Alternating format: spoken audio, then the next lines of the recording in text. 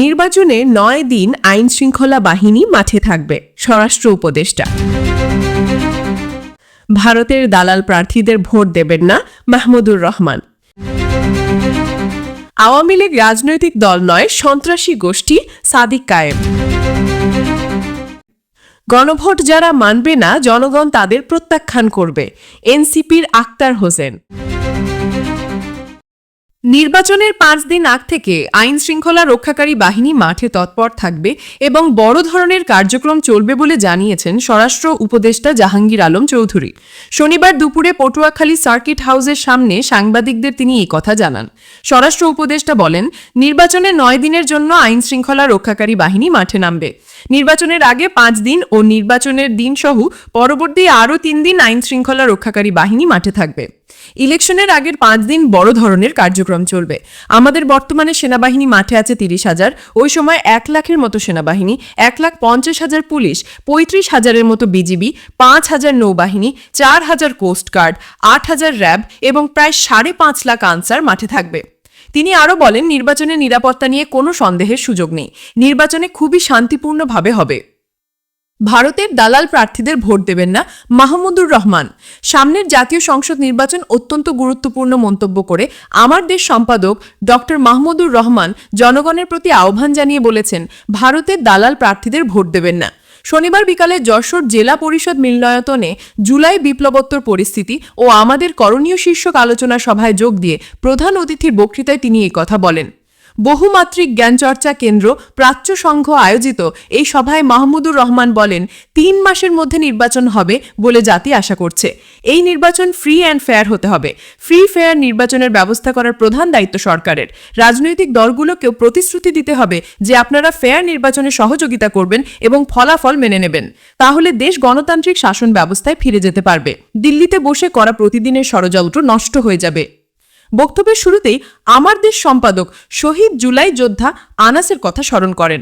বলেন, আনাস ঠিক কি স্বপ্ন দেখেছিল তা আমাদের পক্ষে বলা মুশকিল, তবে অনুমান করতে পারি শুধু ক্ষমতা বদলের জন্য না, পুরনো বন্দোবস্ত বদলে দেওয়ার জন্য আনাসেরা জীবন দিয়েছিল। বৈপ্লবিক পরিবর্তনই ছিল কাম্য। কিন্তু দুঃখজনক হলেও সত্য, আমাদের রাজনীতিকরা জুলাই বিপ্লবকে বিপ্লব বলতে হীনমন্যতায় ভোগেন। এমনকি জুলাই বিপ্লবের ফসল যে সরকার, তারাও নিজেদের বিপ্লবী সরকার না, অন্তর্বর্তী সরকার হিসেবে পরিচয় দিল। ফলে প্রশাসনের বিভিন্ন স্তর থেকে আমরা ফ্যাসিবাদের দোষারদের তাড়াতে ব্যর্থ হয়েছি। আমি বলি, এটা অবশ্যই বিপ্লব ছিল। এই বাস্তবতা মেনে নেওয়া উচিত। আওয়ামী লীগ রাজনৈতিক দল নয়, সন্ত্রাসী গোষ্ঠী, সাদিক কায়েম। ঢাকা বিশ্ববিদ্যালয় কেন্দ্রীয় ছাত্র সংসদের ভিপি সাদিক কায়েম বলেছেন, রাজনৈতিক দলগুলো আজ ফ্যাসিবাদের ভাষায় কথা বলছে। তাদের দোসররা এখনও গুরুত্বপূর্ণ অবস্থানে আছে। তাই আমরা বলতে চাই, আপনারা খুনি হাসিনা ও তার দোসরদের মতো ভুল করবেন না। ইসলামী ছাত্র শিবির আল্লাহ ছাড়া কাউকে ভয় করে না। বাংলাদেশে কেউ নব্য ফ্যাসিস্ট হতে চাইলে আমরা জুলাইয়ে যেমন রাস্তায় নেমেছি, আবারও ঠিক একইভাবে আমাদের রাস্তায় নামতে হবে। মানুষের আজাদির লড়াই ইসলামী ছাত্র শিবির কিয়ামত পর্যন্ত চালিয়ে যাবে ইনশাল্লাহ। অন্তর্বর্তী সরকারকে বলতে চাই, খুনি হাসিনা ও তার দোসরদের বিচার করে দেশে ফিরিয়ে এনে ফাঁসির ব্যবস্থা করতে হবে।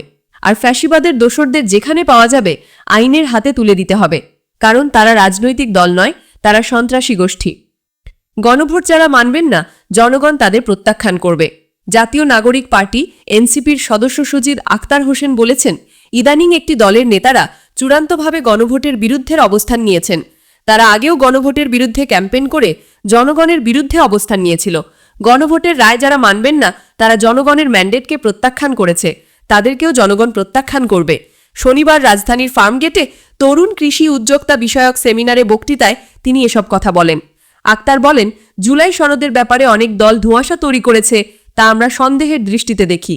সংস্কার প্রক্রিয়া সরকারের মর্জি মতন ভাগ হওয়ায় জুলাই সনদ বাস্তবায়ন হবে কিনা তা নিয়ে অস্পষ্টতা তৈরি হয়েছে। কৃষকদের অধিকারের বিষয়টি তুলে ধরে বলেন, কিছু রাজনৈতিক দল গণভোটের আড়ালে কৃষকের অধিকারকে গৌণ করে তুলে ধরছে। গণভোট এবং কৃষকের অধিকার দুটোই সমানভাবে গুরুত্বপূর্ণ। সংস্কার এবং কৃষকের অধিকার আলাদা কিছু নয়, বরং একই সূত্রে গাঁথা। আক্তার হোসেন অভিযোগ করে বলেন, আওয়ামী বয়ানে উন্নয়নের বাংলাদেশে এতদিন কৃষকরা ঠকেছে এবং ঋণের জালে আটকা পড়েছেন। অন্যদিকে আওয়ামী লীগ নেতারা দেশের টাকা বাইরে পাচার করেছেন। আমরা প্রত্যাশা করি, কৃষিকে বাঁচিয়ে রাখার মাধ্যমে পলিসি নির্ভর বাংলাদেশ তৈরি হবে।